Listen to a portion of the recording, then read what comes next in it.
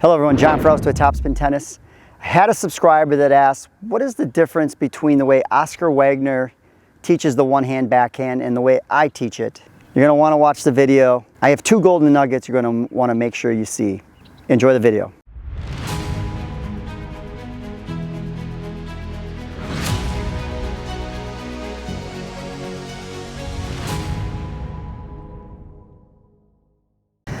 Great question.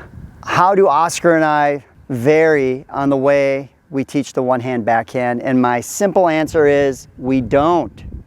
Why change something that's so good? Now this is going to be, let's say, at a beginner to intermediate level. So if you're at that level and you want to hit a one-hand backhand and you want to learn how to hit that backhand just beautifully, well, you got to learn how to crawl before you walk, before you run.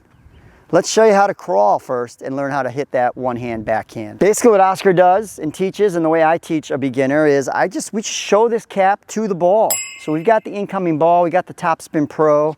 Basically what you're going to do is show this butt cap to the ball. Easiest way to do it.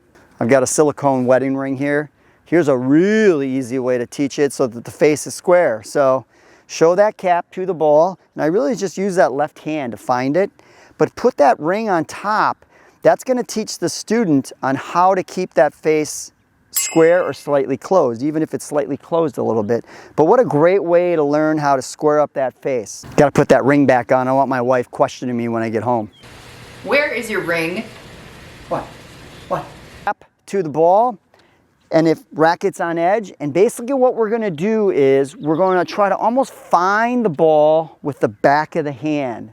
That's kind of the feel. So we want to go there, find the ball, give it a good push, and lift up and across. But when I got the racket in the hand, it's here. So we're just going to find that ball with those strings, give it a good push, and lift up and across. One thing to keep in mind is you want to make sure you're in an Eastern backhand grip. Eastern backhand grip really basically means that this base knuckle is on the top edge, or that top bevel of the racket. That's an Eastern backhand grip. I vary according to the ball. If I want to put a little more spin on it, my base knuckle could be on bevel 1. But if I need to flatten the ball out a little bit, I'll slide that knuckle forward a little bit. That'll open the face a little bit so I can flatten it out. That's a little higher resolution. For you beginner intermediates, it's probably a little too much information, but here's how you do it. And Oscar was brilliant on how to find the ball. He would say, show the butt cap to the ball. You're going to exchange the hand with the strings. I just love that. So exchange the hand with the strings. So we find it and we lift up and across. Let me show you how I take that and I take it up another notch. My friends Chuck Tomlin and John Carpenter at Congruent Tennis came up with this higher resolution thought, right? So just like math, where maybe you start out with some geometry, algebra, then you move up to that pre-calculus, then calculus, calculus 2. We can do the same thing with tennis. So I would say Oscar's method, which is phenomenal and brilliant, this is probably going to be the entry level to learn how to hit the one-hander. The way I take it up a notch, some pre-calculus and calculus, is when I see this ball, when I'm in a ready position, I just take a slight shoulder turn here and I show these strings to the ball. So if you're the ball, I'm just basically going to square up these strings to you. Or the other analogy I use is pretend you're the FBI and you're showing the badge. FBI, right there, right? So if you do that and then find that grip, you should get into that Eastern backhand grip and be able to find that ball a lot easier. So the magic move is here, right? And then from here, what we have to really make sure we do, because we got to get in this position here, is just take that unit turn.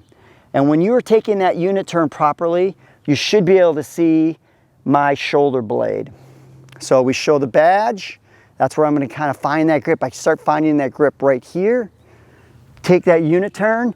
And now the swing is going to be from inside. I can see how the racket head, you can see it on this side of my body, from inside out.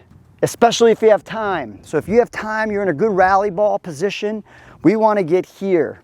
If the ball comes in quicker, we may only get to here and have more of a brevity on that backswing. But when you have time and you want to shine, make sure we get that full shoulder turn, show that shoulder blade, and hit up and across. So let's show you what it looks like. It's boom, boom. That's where we drop into the slot here on this side of the body. If we have time, right, and the intent is to really hit it, we're here, and then we're gonna go up and across. So great question. Thank you for leaving. Those types of comments help me create new content, so thank you. Let's show you 2 magic moves that you want to incorporate with the one-hand backhand that'll really help.